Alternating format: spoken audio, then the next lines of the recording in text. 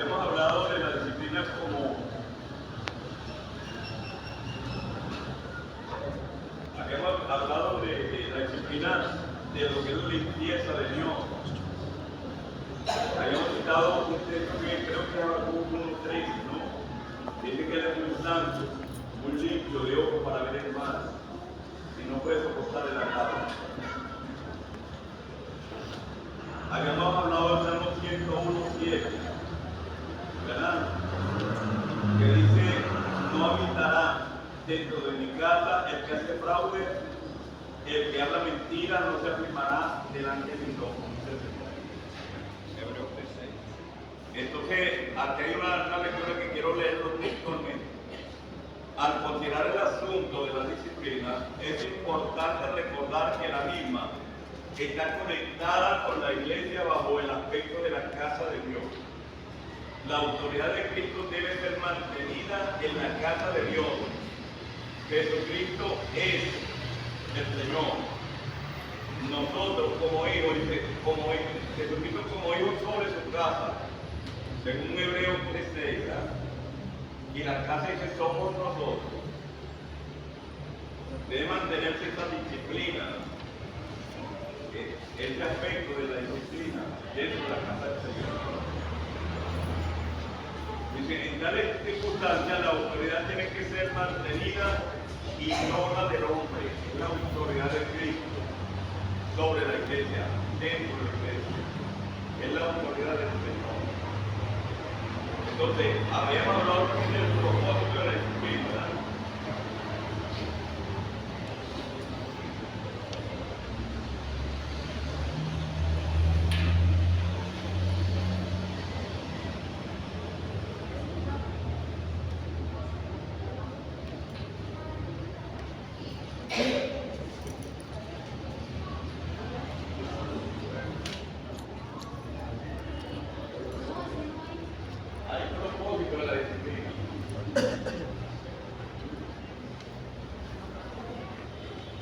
Restaurar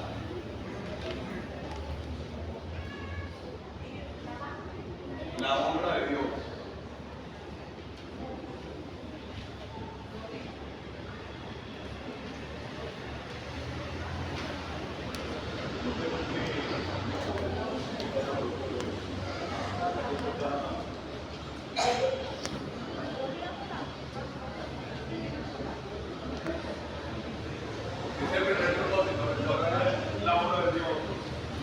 El segundo propósito es corrección del pecador.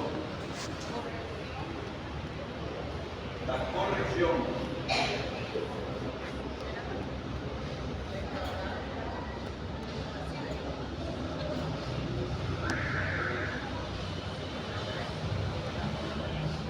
Y número 3, la restauración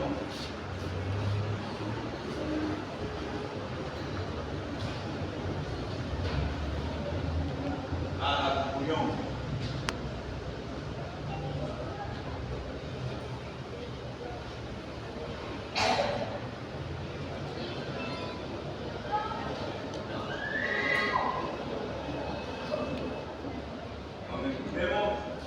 Analicemos lo que es la palabra de Dios en nuestra Biblia. Analicemos. Según el enunciado que nos enseñó, que somos carne y como nos construimos carne y como. Dice que la Biblia es la palabra inspirada de Dios. Pero también dice que es nuestra regla infalible de fe y conducta. Esa es la palabra de Dios. Entonces dice, de la palabra de Dios,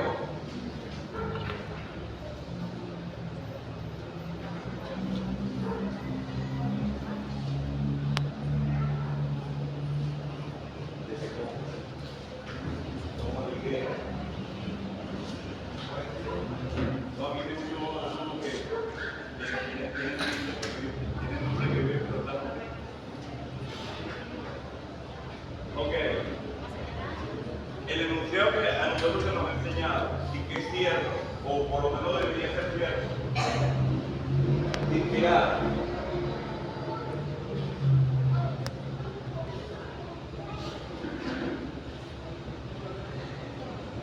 Usted puede hablar sin que se le salga el aliento. Así mismo Dios. Inspirada quiere decir respirada por Dios. Cuando Dios habla, ese es prácticamente el aliento de Dios, su palabra.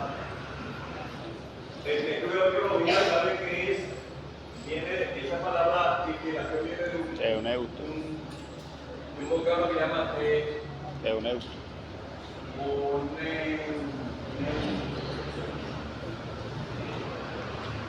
El soplo de Dios. Aliento de Dios. Últimamente mi griego está muy mal. Eneusto. Pero yo digo que es respirada, es inspirada de Dios. En segundo lugar, nos dice, pastor, que es nuestra regla.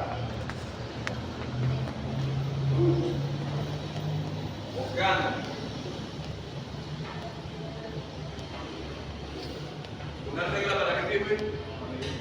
Para meditar. Entonces, la palabra de Dios rige, regula. Es una regla infalible.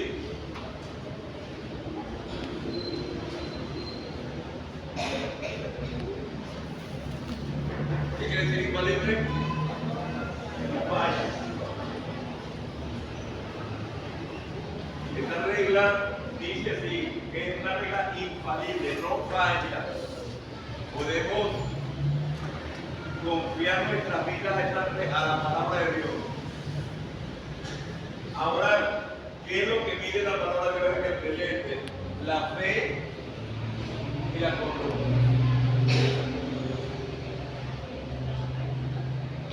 La fe es lo que creemos, la conducta es lo que hacemos. Entonces, ese más o menos es el desglose de lo que es la Biblia para nosotros desde que entramos en la clase de catecismo. La Biblia es la palabra inspirada de Dios y nuestra regla infalible de fe y conducta. Por otro lado, bíblicamente hablando, también, teológicamente hablando, bíblicamente hablando,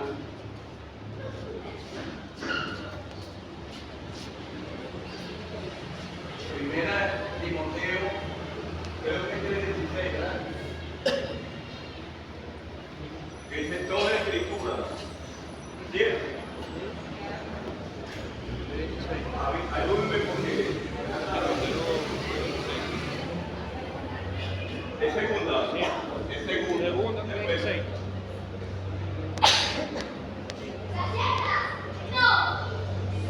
Toda escritura,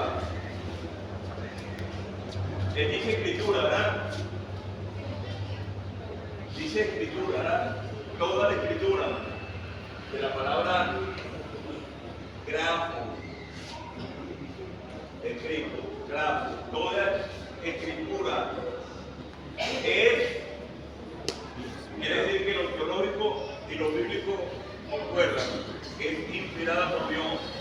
Ahora es útil, utilidad, saquen sus propias conclusiones desde el punto de vista bíblico. ¿Útil para qué? ¿Cuánto hay ahí? Y útil para enseñar, en primer lugar, ¿verdad? Enseña.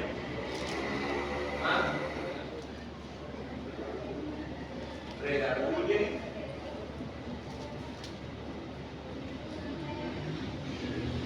¿Qué más? Corrige. Instruye.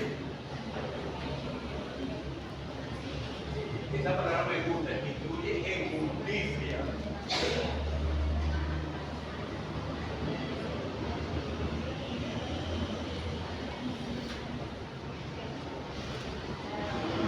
Porque vamos así como poco a poco, sencillamente porque pasa a suceder que en la iglesia hay algunos o algunas personas que la palabra de Dios no hace ni poquito de nada de ellos. Ni los enseñan porque siempre está aquí parito. Estudia que la escuela de ministerio igualito. No los enseñó nada. La palabra de Dios no los enseña. No haya cabida en otras personas. Y esto es muy importante que nosotros entendamos de que si la palabra de Dios no nos enseña, le faltó a San Pablo al Espíritu Santo, pero San Pablo decía, y quita los malos hábitos, y quita los resabios, porque la palabra de Dios, si a mí no me quita los malos hábitos, no me quita los resabios, no me transforma, no me cambia, no me enseña, no me... Hermano, ahí dice que la Biblia es útil para enseñar, para redarguir. ¿Qué es redarguir? Señalar. Pero ese redarguir va directamente a la conciencia. Lo hiciste mal, redarguir. Lo hiciste mal, te estás haciendo mal. Entonces, hermano, si la palabra de Dios no, o sea, lo digo, crea. Porque aquí yo tengo que hablar la verdad. Y la primera persona que debe ser tocada por la palabra de Dios es la persona que enseña. Porque aquí hay corona, hay una sola, por ahora. Esa es de quién es. Si no corrige,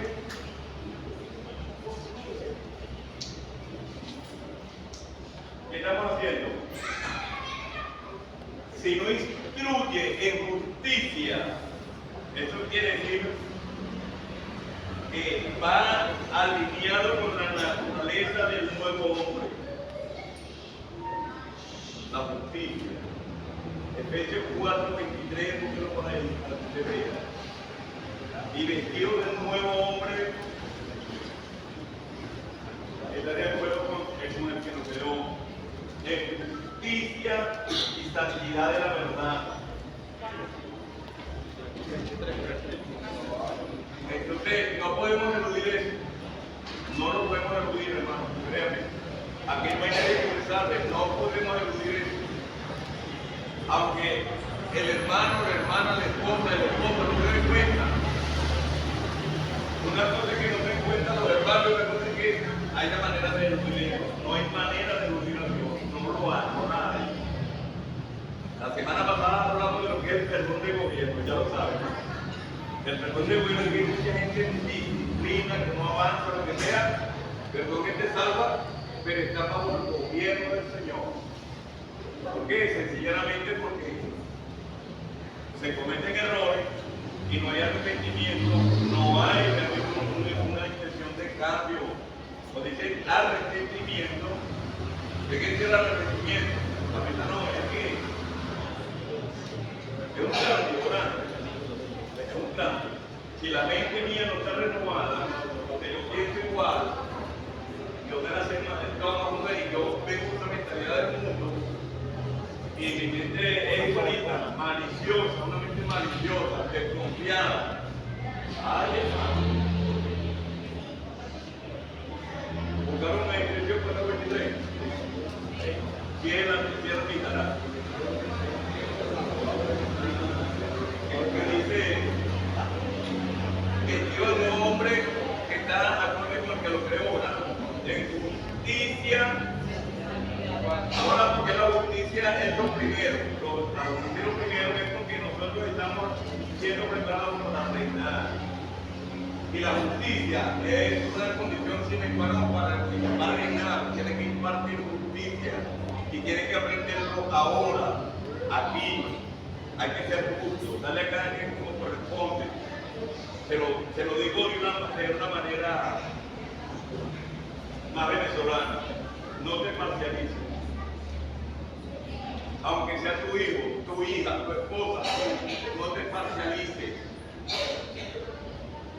Porque la parcialidad forma parte de la injusticia. No te parcialices. No quieras tratar de justificar a nadie que no recompense nunca lo que no debe recompensar.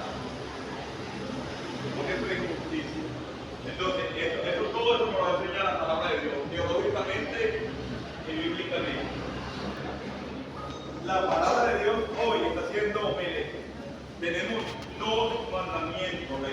dos mandamientos de parte del Señor.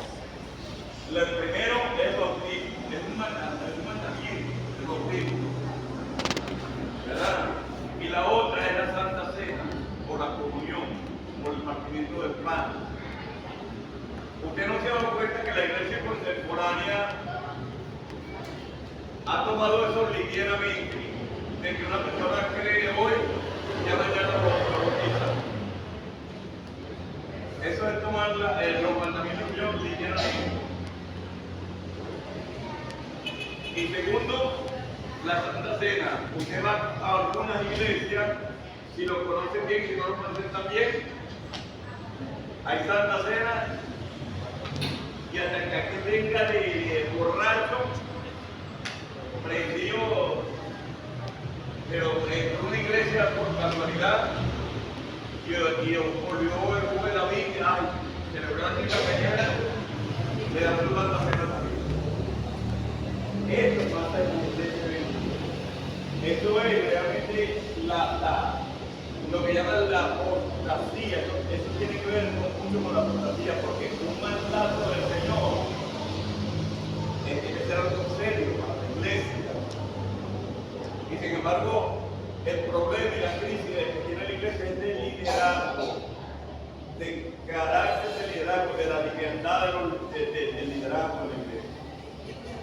Entonces, cuando hay una iglesia, un ministro o algunos ministros que quieren aplicar la palabra de Dios en su sentido bien, como tiene que hacerlo, se tildan de religiosos. Esos no son religiosos. Nosotros no somos religiosos. Esa es una media verdad. Es cierto que la iglesia no se llama a ser religiosa, pero tampoco se llama a ser liviana.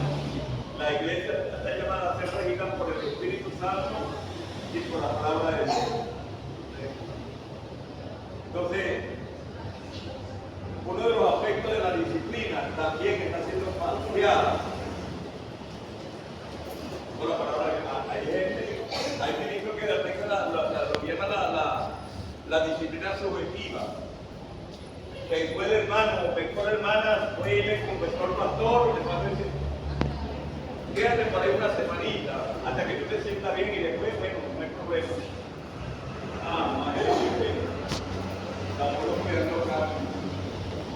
Porque lo que están autorizados por Dios para ministrar el perdón, no perdonar, sino ministrar el perdón de parte de Dios en la iglesia.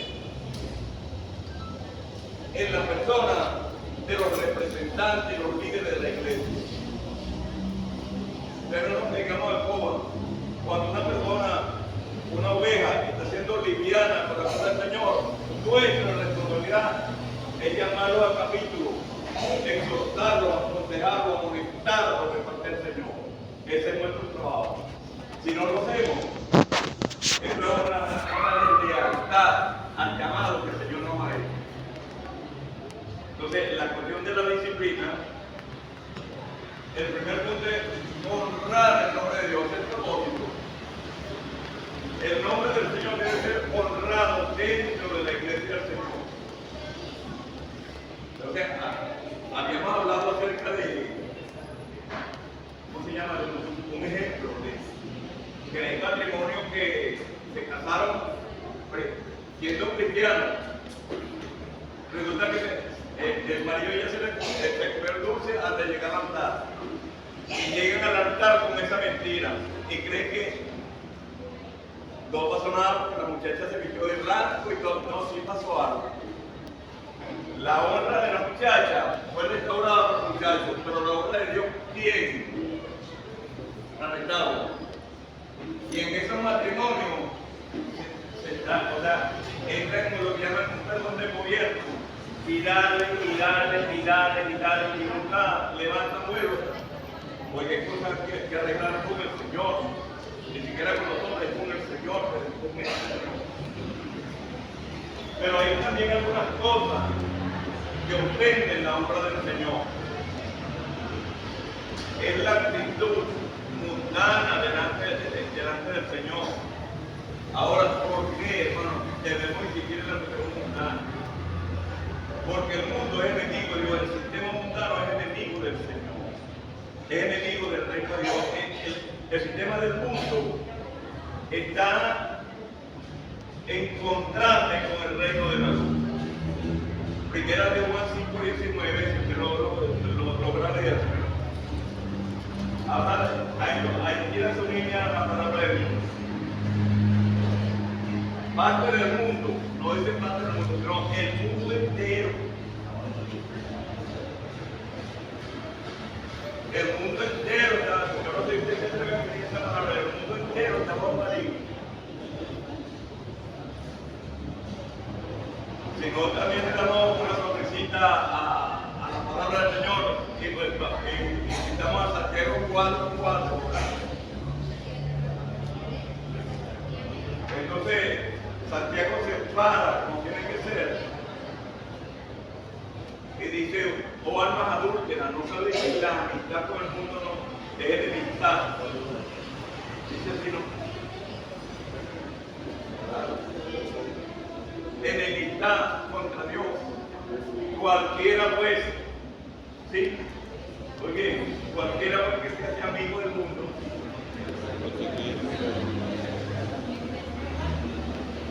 Vamos a alguien más elevado que Santiago, vamos al Señor Jesucristo. Padre, yo te ruego que lo guarde el hermano, no pido que lo saque del mundo, pero que lo guarde el mundo, hermano, porque no son del mundo, están en el mundo, pero no son del mundo. Esas palabras no tienen peso en muchas iglesias o en muchos cristianos hoy en día la palabra de Dios ha sido socavada y necesitamos restaurar la gloria, la honra del Señor en medio de la iglesia, hasta donde yo sé. El Señor quiere una iglesia santa, sin mancha, sin arrugas, sin contaminación. No una iglesia perfecta, sino una iglesia separada, consagrada, entregada, una iglesia obediente a la palabra del Señor.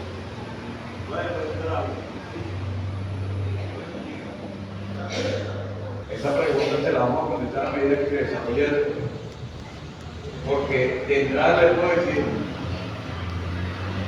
la crisis de la iglesia es una crisis de liderazgo. Son los líderes o somos los líderes los responsables de hacer las cosas como el Señor lo ha mandado en el espíritu y en el propósito como Dios lo ha mandado.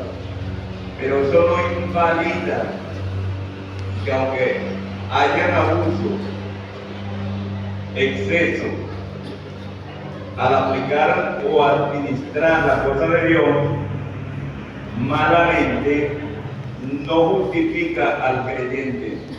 ¿Por qué? Porque en este pacto cada creyente es un templo del Espíritu Santo. Y el Espíritu Santo, lo entendamos o no, cada vez que hacemos algo incorrecto en contra de la palabra de Dios, el Espíritu Santo está dentro de nosotros, por lo menos un subtipo puede darnos para no hacer las cosas que debemos hacer.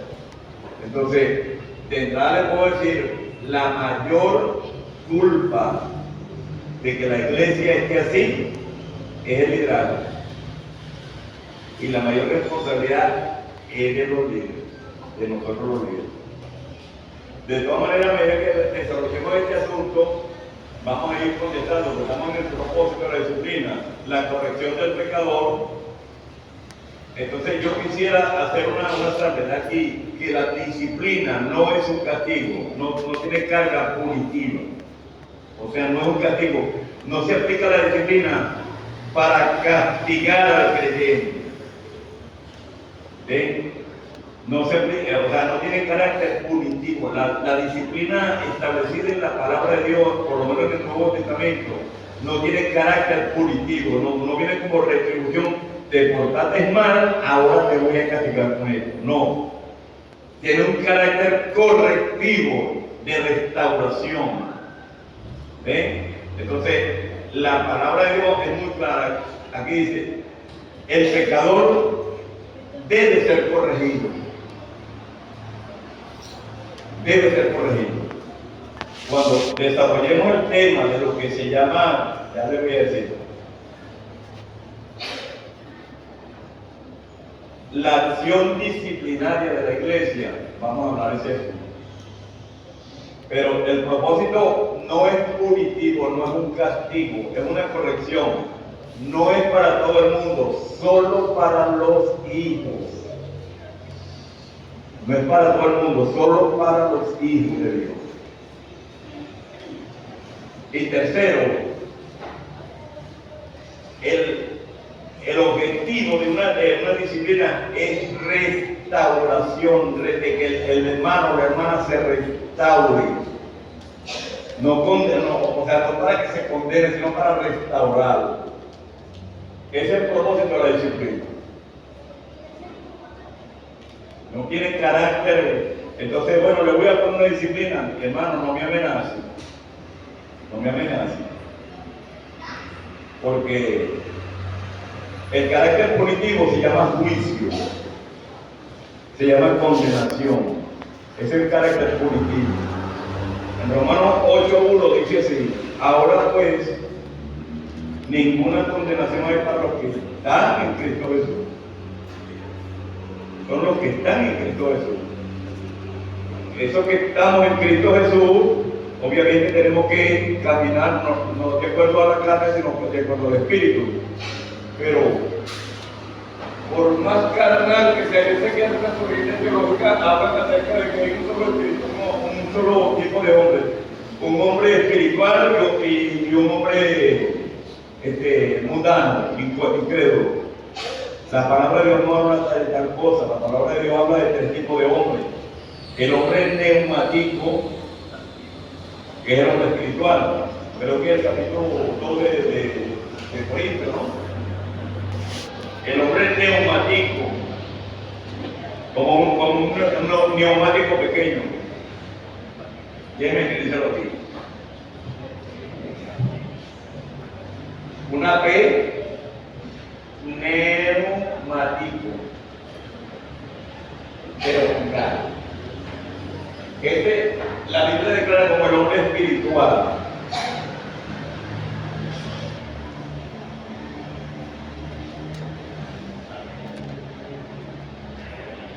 El hombre sárquico,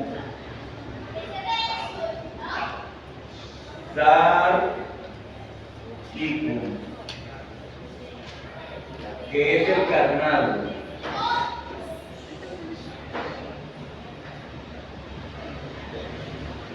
O sea, un bebé en Cristo, o uno que no ha tenido el desarrollo, o un genovejo que tiene tiempo ahí y no ha avanzado. Es un carnal o una carnal, no sé.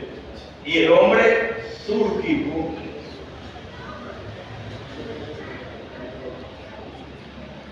que es el hombre mundano, el hombre natural.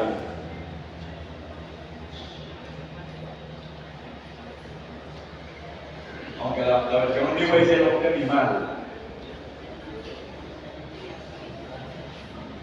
Sartico, sar es de carne. Este es el vocablo de sar, de carne. Este es el vocablo de espíritu. Este es el vocablo de carne. Y este es el vocablo de lo natural.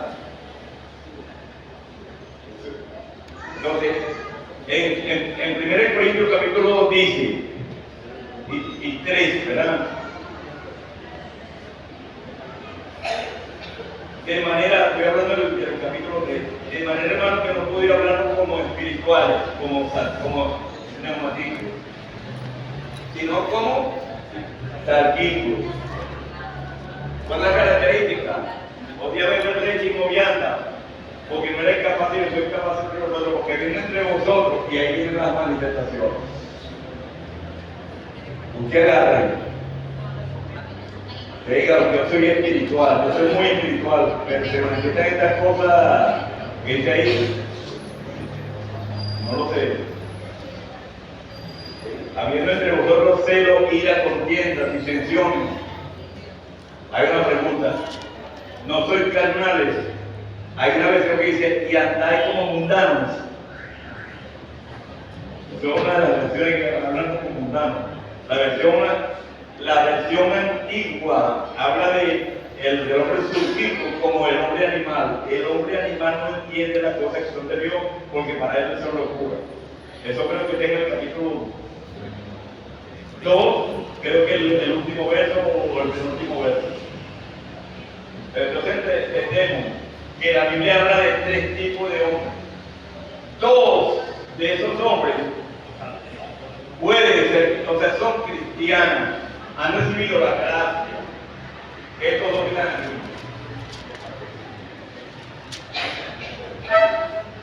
Una persona puede ser espiritual, una persona puede ser carnal, pero puede haber recibido la gracia de Dios. Solo que la gracia de Dios va a operar en la medida que nosotros la respondamos con obediencia y con gratitud de lo que hemos recibido de parte del Señor. En cambio, ni que, mire, yo algunas veces me turbo en el Señor escuchar padres cristianos decir, no, pero él está yendo a la iglesia. Él está yendo a la iglesia como que si la iglesia lo va a salvar.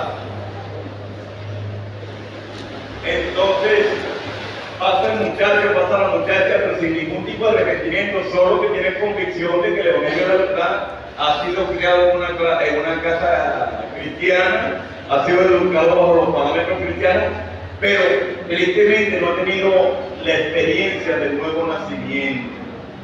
Pero como pasó, volvió el pastor por él, se lo llevó al Señor y él le dijo, Dios te salva.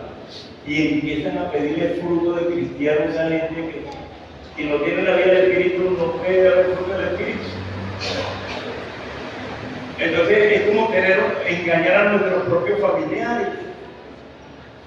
Si nosotros sabemos que nuestros familiares no tienen evidencia de salvación, lo que tenemos nosotros es que presentar el Evangelio tal y cual como es, para que ellos acepten, llevarlos al Señor, para que ellos acepten al Señor y tengan la experiencia del nuevo nacimiento. ¿Usted sabe cuántas personas están perdidas por la iglesia, incluyendo esta? Porque no tienen experiencia del nuevo nacimiento. Y el que no ha nacido de nuevo no puede entrar en el reino de Dios. Esa es la sentencia. Para entrar en el reino de Dios hay una condición sine qua non, que es nacer de nuevo. Entonces, en la iglesia está presente todo estos 3 hombres. 1 Corintios 2, verso 9 en adelante dice, Dios mío, mi mente está antes bien, cosas que uno vio, yo oído, escuchó, y estudió el corazón de hombre, son las que Dios tiene preparadas para los que le aman. Pero Dios la reveló a nosotros por el Espíritu Santo, ¿verdad? Entonces, ahí está hablando de experiencia de neumatista, ¿no?